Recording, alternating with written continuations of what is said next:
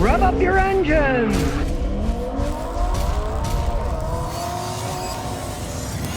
Well, I tell you, these Kias are made like crap. Well, here's a car and driver's experience.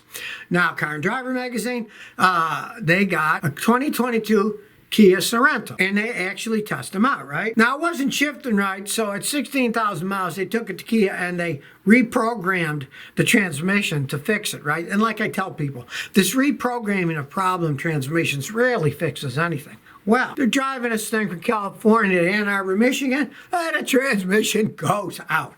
It has to have the transmission replaced, all right? This is a brand new 2022 Kia, right? And the guys from Car and Driver were checking it out, right? I mean, now, come on. Can you imagine? They're checking, oh, yeah, well, Kias, we make great cars here. And they're trying the car out. The transmission just goes out entirely. It has to be replaced. These Korean cars, the quality is crap. And they keep saying every year, we're better. Oh, no, they're great. We don't have problems. It's baloney. It's all advertising hype. If Car and Driver magazine that tests out cars, right? Usually they always say good things about them, right? Well, the transmission went out on this stupid thing. It had to be replaced. First, Kia reprogrammed it, and of course, they didn't fix it. Then they had to replace the whole thing. I mean, really, I just can't help but laugh that they keep saying, oh, these are better. We're making them better. No, they aren't. The Koreans make crappy cars. That's just the way that it goes. People say, Scotty, you don't know anything. I've got one and blah, blah, blah. Well, guess what? I see all the ones that break. And I find it ironically hilarious. The Car and Driver had one, and the transmission had to go out on a car that wasn't even a year old. Stay away from it if you value your money. Damien Pasor says, Scotty, no, you're not a big fan of Land Rovers. I found a 2019 Range Rover Evoque with only 28,000 miles. How long do you think it'll last before it has issues? All right. Well, that's kind of hard to say. Well, generally, they're endless money pits. Those have Land Rover engines on them now, not known as the most reliable vehicles in the planet, to say the least. I had a friend in England who had a diesel one, and the engine blew up before it had 60,000 miles, which kind of tells you they're not making them all that well, right? Now, I gotta say, I've always liked the English motorcycles, right? I have a Triumph Thruxton now, and it's one of the best motorcycles I ever had. But it was made in Thailand. They do a much better job. Before that, I had one made in England. It was a pile of junk, fell apart from the 70s. They actually make the English stuff better somewhere else, like the Range Rovers that they're made in China. You know, they're better made than the ones that are made in England. The English don't really make that much stuff anymore that's any good. That's just the way that it goes. I personally would not buy it. You're thinking about buying it. I said, maybe see a psychiatrist, change your mindset. You know, they look cool, yes, and they have snob appeal, yes, but you better have the money to back it up if you're going to buy one of those things. Carter Jones says, Scotty, got a 93 Oldsmobile Sierra. I put full synthetic oil and ruined the engine. Explain how it happened. All right, well, it could be just that the engine was falling apart and it finally went out because it's so old. Now, back in the day, decades ago, when they first came out with synthetic oil, I warned people, don't put the modern synthetic oil in your older engines, because the additives in the modern synthetic oil that they had just come out with, they didn't have them perfected, so they didn't have the correct additives and they could damage the older engines. Well, they figured out how to put additive packages in the synthetic oils a long time ago now, and they all work perfectly fine. It's probably just a coincidence. Now, as long as you use the same viscosity, it shouldn't have been a problem to the engine itself. Like, let's say yours was made for 20W40 or something, and you put in a 0W20 synthetic oil, yeah, it could cause problems in an old engine like that. But if you use the same viscosity now, it was more or less a coincidence. Unless you got yourself quarts of oil that was made 20, 30 years ago, because the modern synthetics have the correct additive packages in them. Coolman62 says, Scotty, please help. I almost died because of this.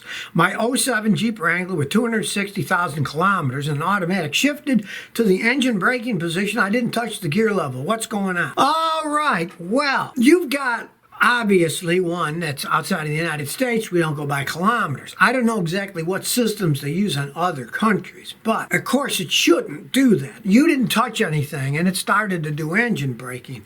There's obviously a problem in the electronics of your system. You get it scanned, see what happens, see if there's data historical data that'll show what went wrong. Something electronic went wrong. It shouldn't do that. You didn't touch anything and it did it, so it automatically did it when it wasn't supposed to, which means there's some kind of electronic failure, which of course Jeeps are known for. Could be a computer module failure. It just decided to do it on its own. You didn't touch anything. It's an electronic failure. Good luck chasing that demon down, because unless it happens all the time, it's going to be really hard to trace down where the fault came from. But if you find a guy like me, we have really good scan tools. We can road test them. And if all of a sudden it does that, we can look at the data during the road test and see what went wrong. Mark Royby says, does using bars leak seal cause long-term problems? I have a small leak on a water pump gasket I fixed with fresh antifreeze and a sealant. The modern bar sealant works fine. If you go to any auto parts stores, look at the different sealants, look at the modern bars one,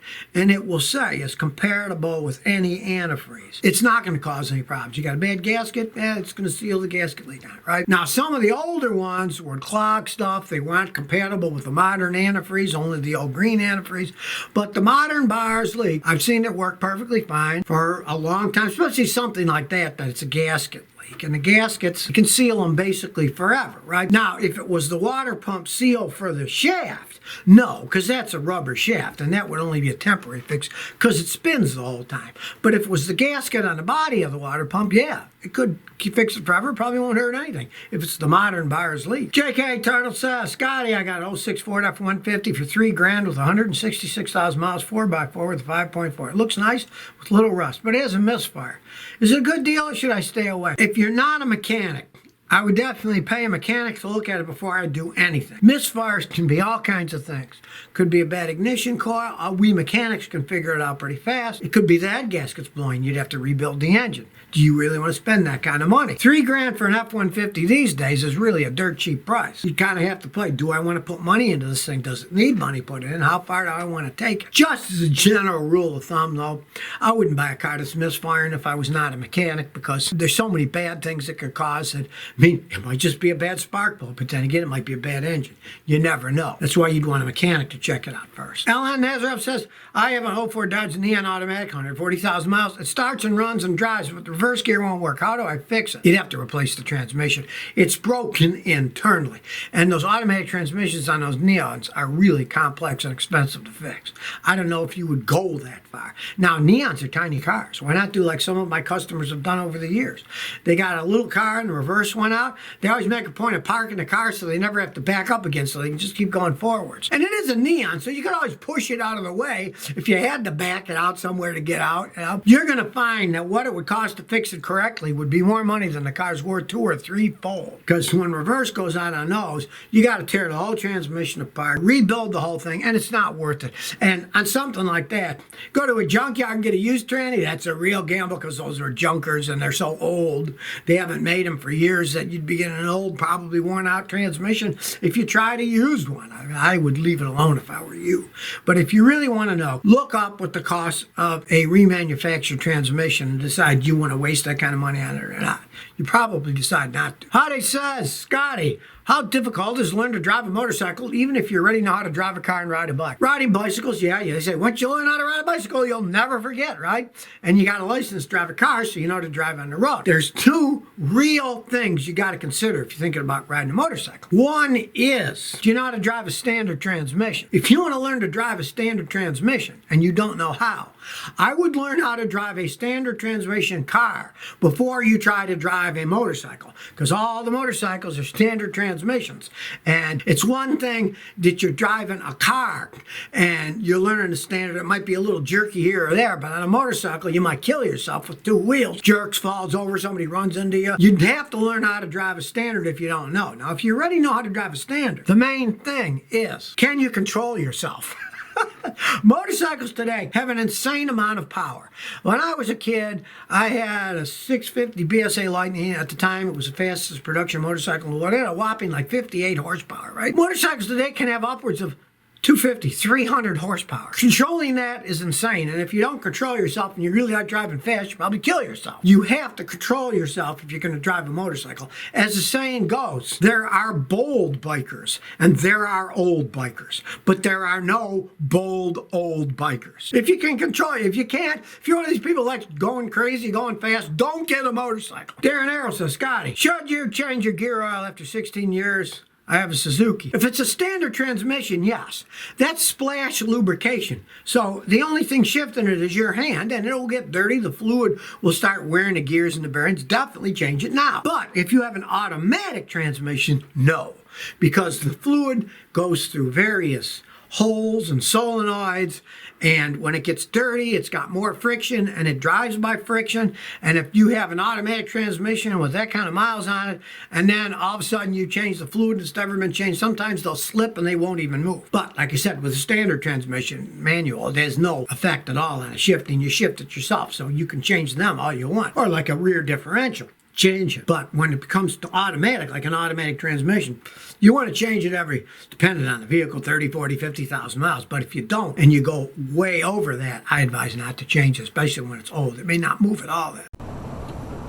So if you never want to miss another one of my new car repair videos, remember to ring that bell.